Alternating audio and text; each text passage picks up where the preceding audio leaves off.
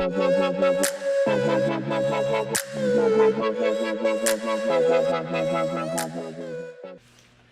right, so this is actually going to be episode 1 of our video podcast for Vertical Online. So this podcast might look like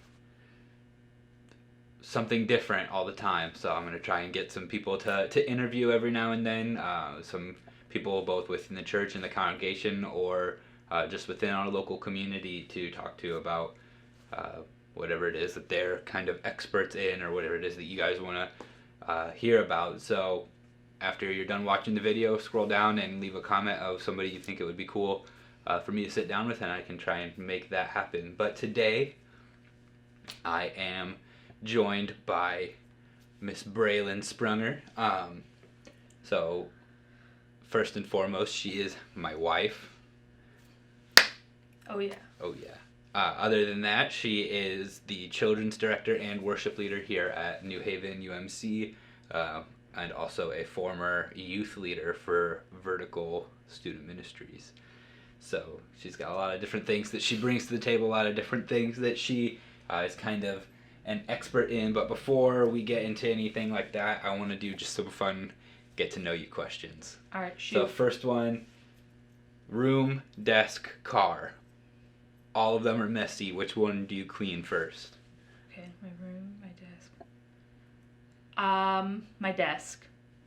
Because it is where I'm the most productive, but I cannot be productive if it's messy. So, and then doing my second, my third. I'm guessing then it's room and then car. Yeah, it's room our and cars then are car, because my car's never always clean. A mess. Answer, trick question, I never clean my car. It's room, desk, car, and I clean 2 of them and I make the other one more of a mess. And because I put everything in the car. All right, second question. Okay. What is one thing that you're not good at that you really wish that you were good at? Ooh.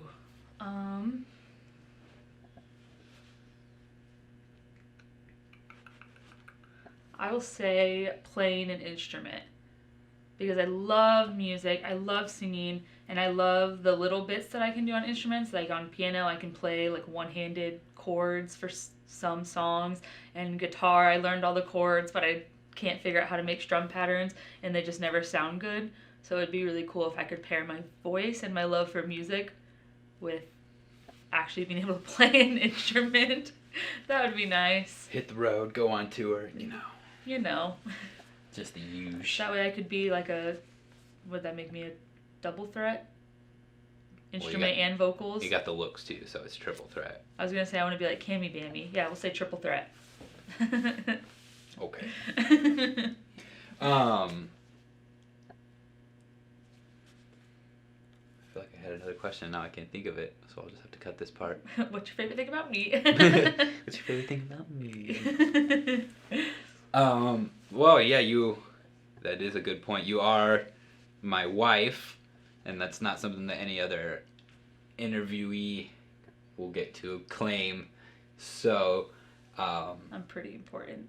So, what is your favorite thing about being married, and your favorite thing about being married specifically to me? Okay.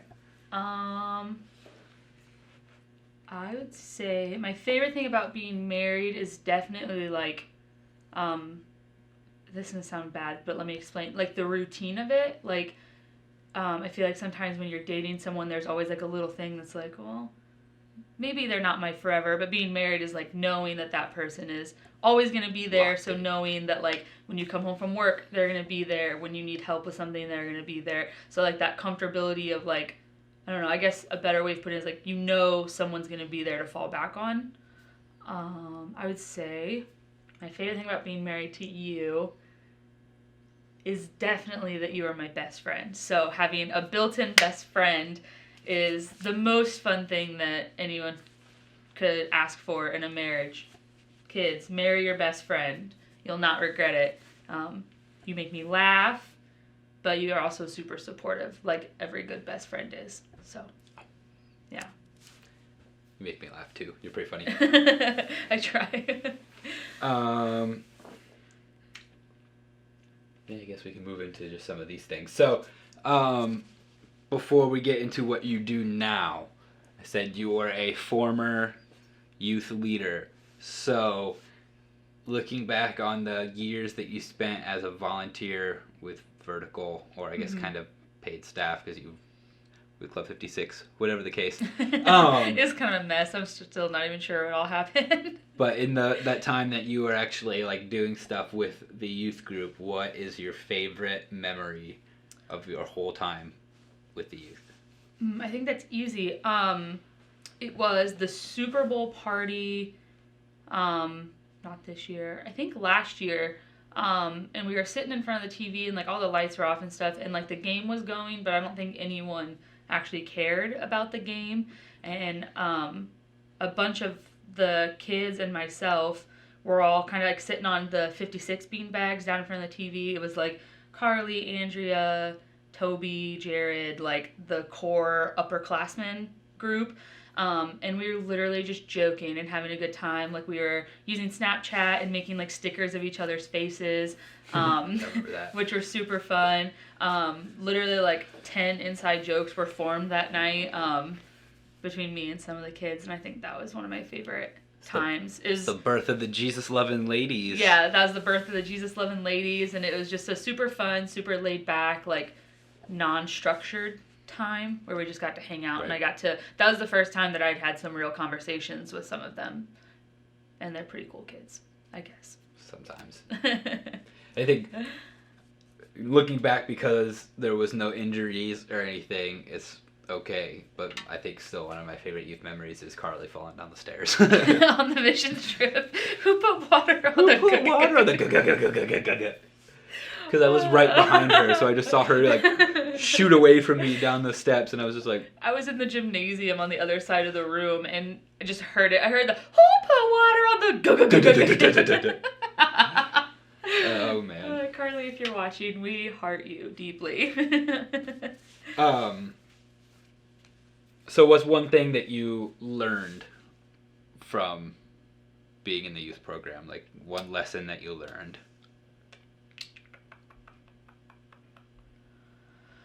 I would say it's not so much that I learned it as much as I got to experience something that I guess I kind of always knew, is that every kid is very different. So what, like, the expectations you set for, like, one kid need to be different for the other. And I don't mean, like, following the rules. Obviously, all of them need to listen to you and follow the rules and are expected to do so much. But I think, like, along the terms of, like, their involvement in stuff, or how interested they are in certain things, you have to look at each kid individually, which can be hard, especially because we're so limited in the time that we get to spend with them anyway. Right. But then on top of that, you have like 50 kids at any given point. So trying to accommodate 50 different kids and find something that interests them all, something that they find enjoyable and like, you want to push them, but not push them so hard that they don't want to be there. Right. So it's like, you have to find that balance. And I think I'm still figuring that out now, that even though I work with kids now, I think that's still true. Oh, yeah. Like, everybody's different. Yeah. I have some kids that love worship, they love to sing and dance and everything, and then I have some kids who literally shut down every time the music starts. So I have to be careful. Like, I can't just have a dance party for an hour and a half, because half of them are going to be absolutely miserable and they're not going to want to come back. And so trying to find that balance. Oh, the joys of ministry, trying to be 50 things for 50 people. So worth it, though. So now to what you're doing now with children's ministry. The first question is, why children's ministry, or how did you get there? Because, like, speaking from experience, like, because I know you, I know that that wasn't always where you wanted to be or what you wanted to do. So kind of explain how you got to that, how you got to there. All right, I'll rewind. I'll go back to, like, freshman year of high school. They ask everybody when you start high school, what do you want to do? Because then they kind of structure your classes to try to help you achieve the things that you need to achieve to do better in college, basically, which is kind of cool. And I wanted to be a vet. I love animals. So I thought, turns out I love dogs. So, and I also don't love math. I do love science, but I don't like math, and those two things are the two things you need to go into any kind of medical field, like even like to be a dentist or obviously a vet or a doctor. Like you have to be good at those two things, and math has just never been my strong suit because I can't.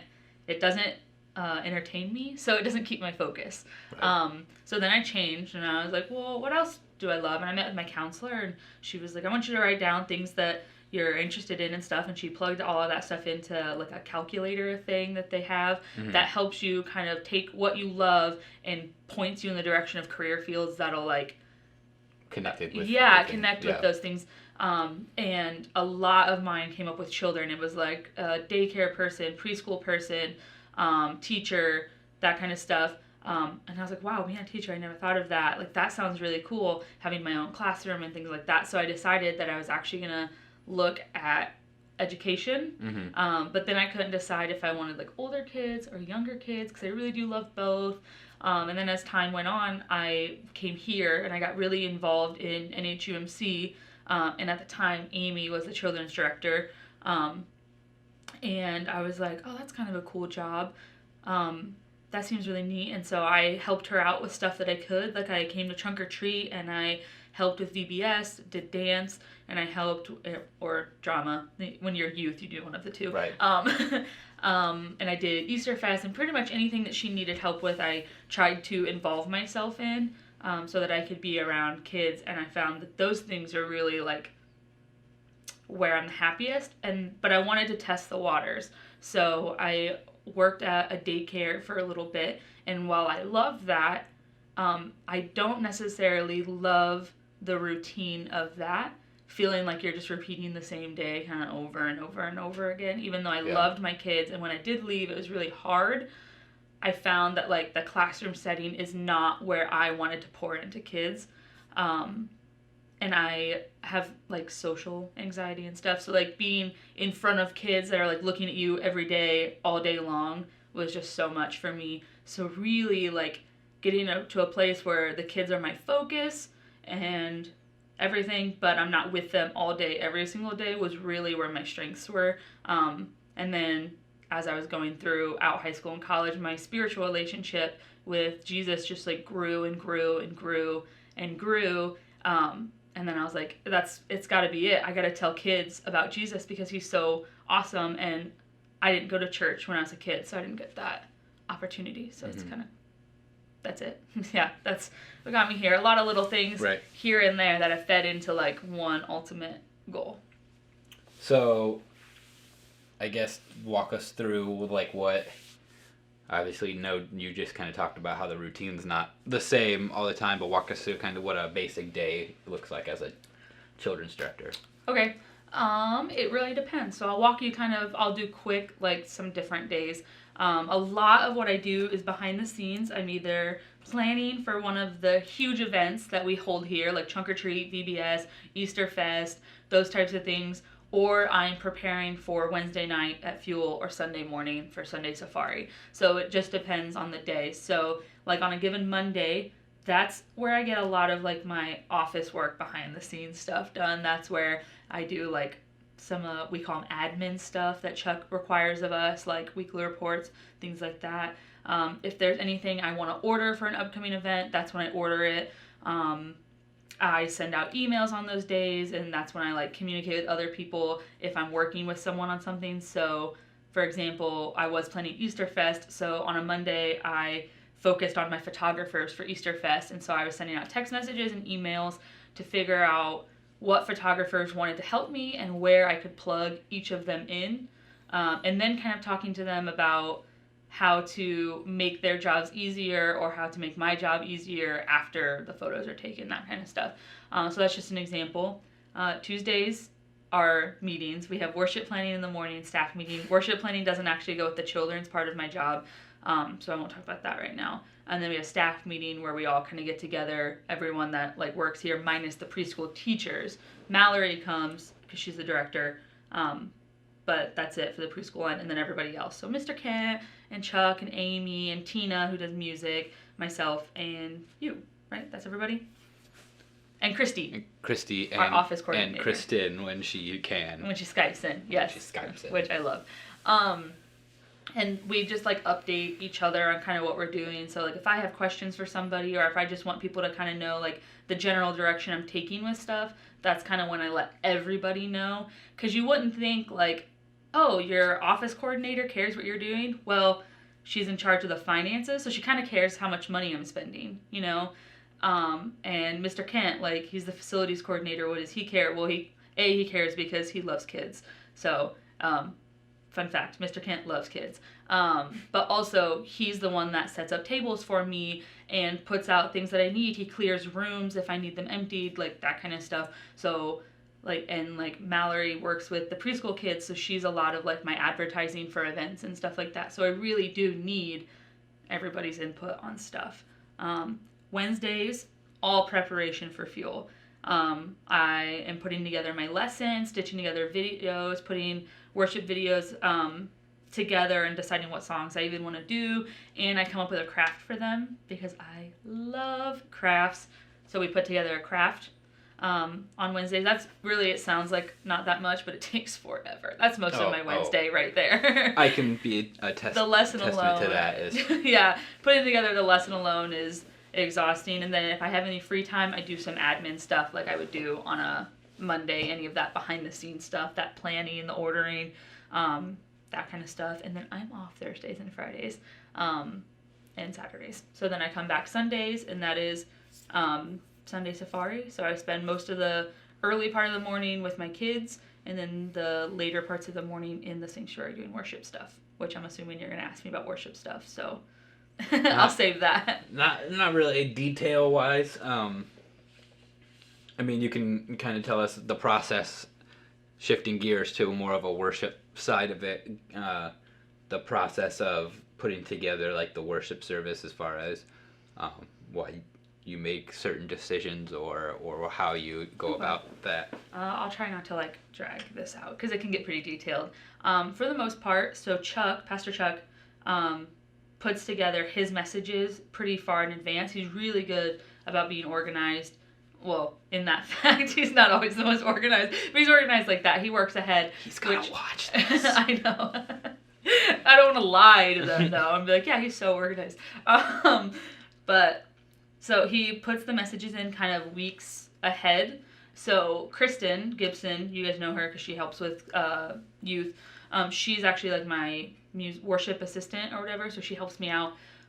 We look at those, and we look at kind of like the general theme. So like, let's say the theme is grace, which is obviously, it's easy and it's one of my favorites. Talking about like Jesus's grace for us and our mistakes and things like that.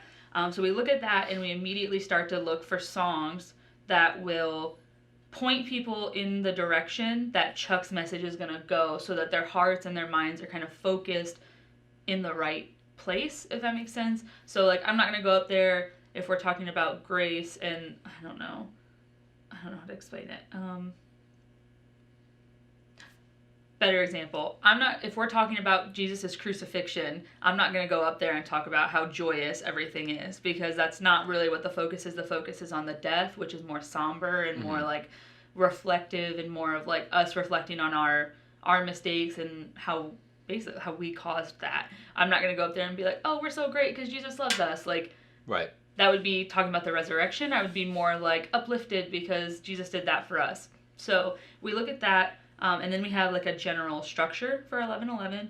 So we have the opening video, like the announcements, and then we have an upbeat song. We always love to open with something upbeat, because when people come in, they make their judgments on us in like the first couple minutes. So we want to set a good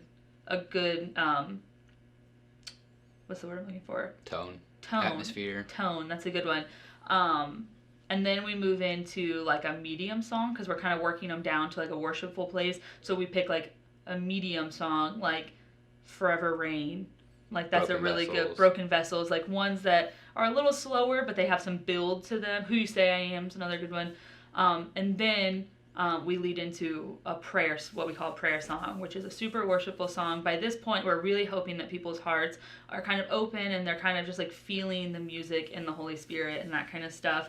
And those are songs like Closer, where really they're repetitive for a reason because I want people to not focus on the words, just to focus on like how the words make them feel.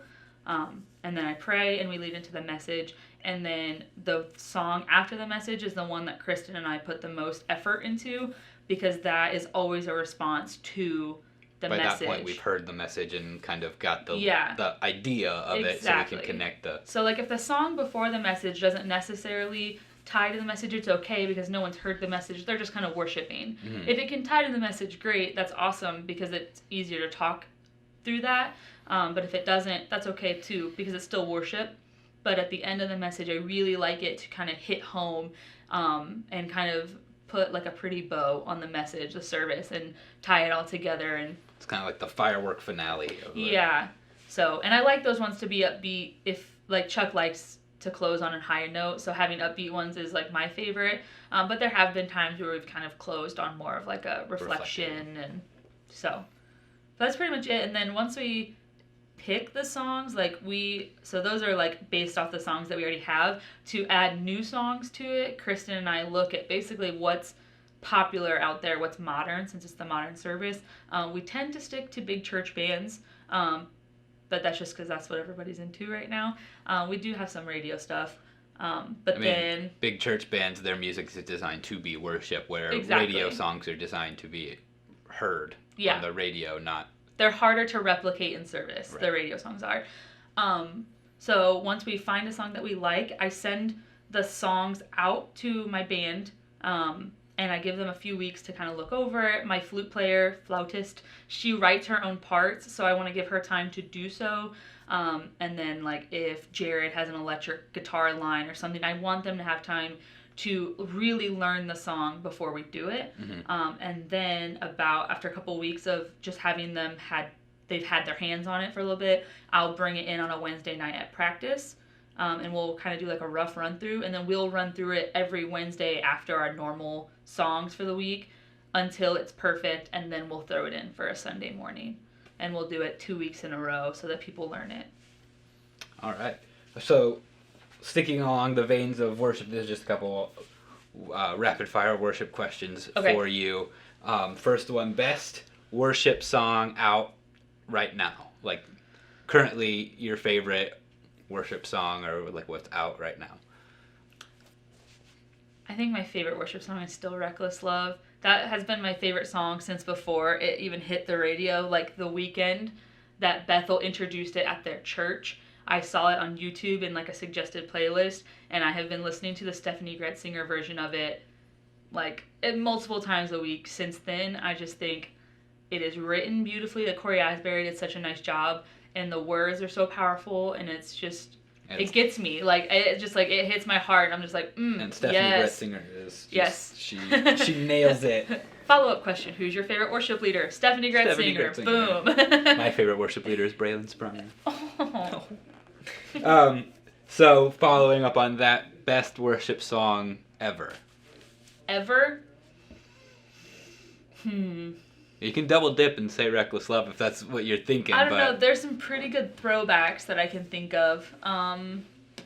Best worship song ever. In your opinion, and then just in, like, what do you think is the most, like, influential worship song ever? I'm guessing I know the answer to it because it's I think the first one, I'm going to go with How He Loves. Oh, how he loves us. That's a good one. I love that song. It is such... It's an oldie but a goodie. It's classic. Follow up. Yes. Unforeseen or Sloppy Wet? Unforeseen. I appreciate Sloppy Wet, and I do not get mad at people who prefer it. Like, I'm not that person that's like, oh, that's wrong. Because that is how it was originally written. So, like, I appreciate that. I just think Sloppy Wet, like... It's distracting from the worship. Yeah, it's kind of like a gross metaphor. Like, I don't really like it. I don't want to hear the word sloppy in my worship ever. Like, it makes me think of, like, the weird aunt at, like, all the family get-togethers that insists on kissing you. And then they, like, leave, like, their lipstick and a little bit of saliva on your cheek. And you're just, like, they walk away and you're like, ugh. So what do you think, then, is, like, the most influential worship song of all time? Oceans. I was going to say, Oceans is probably the right answer. Like, Oceans is the first worship song that I ever heard that, like, not only was it on the radio, but like big church bands across the country were doing it, and because it came from a big church band, but like everyone did it and everyone loved it, at least for a short time. I think some people got burnt out on it pretty quickly, but I think it just set a tone for like what worship bands could really do, because like it's so repetitive and stuff, but it's so powerful that it really opened up like for the songs that we hear now, like Who You Say I Am and Reckless Love, like those slow songs that like have those bridges that really just like grip you by your chest and just like, yes, Jesus, like. I think quickly approaching, coming up on Oceans in second place, but still what a rising. Beautiful Name. Well, I would say You Say. LD. Ooh, that's a good one, yeah. Because it's spanning across. I mean, that's not just it's on secular radio. It's on that's on like regular. The amount of people channels. who have like done it on American Idol now, like for auditions or just performances. Like but Lauren Daigle is like, she has set a new tone in general. Like as a person in worship music, she has opened so many doors for Christian artists because she is so like, she's loving and she's caring and she's not judgmental. So like she's gone on tons of talk shows that like people like, okay, for example, people think Chris Tomlin is like, sorry Cameron, they think he's like the end all be all, but has he ever been on like late night shows and Ellen DeGeneres and like all this other stuff? No, he's on Christian stuff, which is fine, those places are great, but you're not reaching the people who aren't already Christians. Like if you're going on a Christian radio station, people who are listening are probably already Christian. But if you're going on Ellen DeGeneres, there's plenty of people who watch her show that aren't Christian. So to go on there and speak your truth and show them your kindness and have people fall in love with you for who you are and then say like, well, I am this way because of Jesus, I think opens up so many doors. So I think that's a side note, but LD is like all hail. I love her.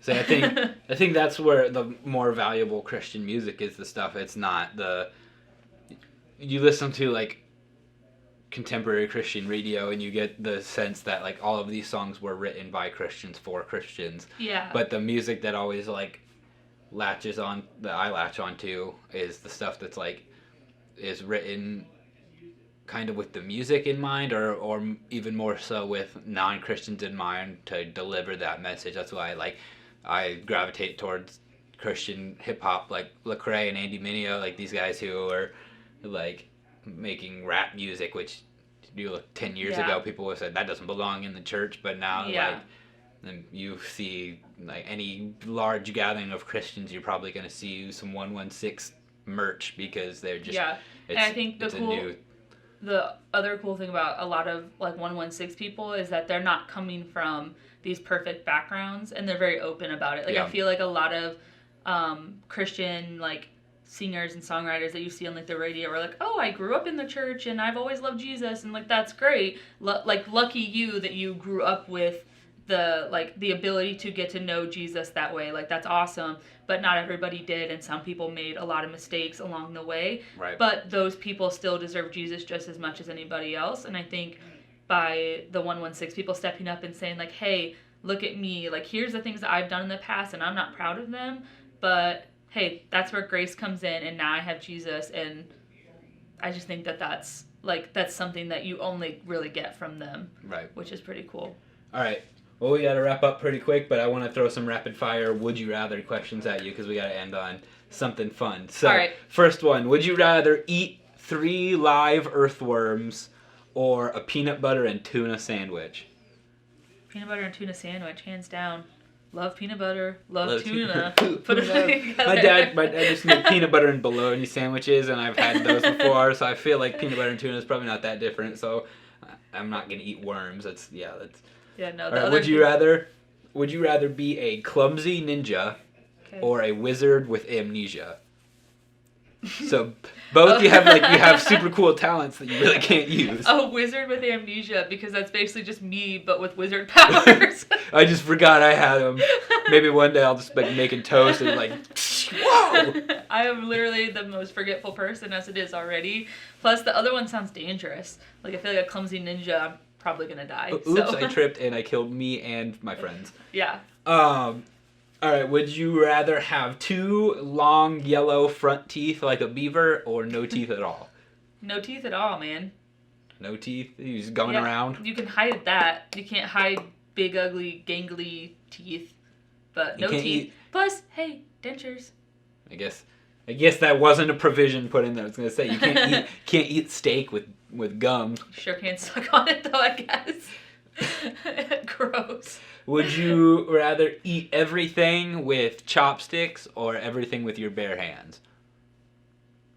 Everything with chopsticks. I think it would take a little bit to learn how to use them, but I mean, is it Chinese people that use chopsticks? Chinese people? Asian in general, I'm pretty I sure. didn't know if it was like all Asians, but I mean, they eat everything with chopsticks and they're Right. fine. I'm very uncoordinated, so it would take me a lot of time to learn, but I could do it. But I don't like when my hands are dirty. Like when I eat pizza, like I wipe my hands after every single bite if I pick it up. Which one do you think Chuck would pick?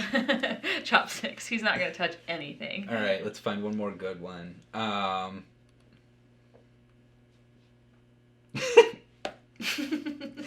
Would you rather to only be able to whisper or only be able to shout?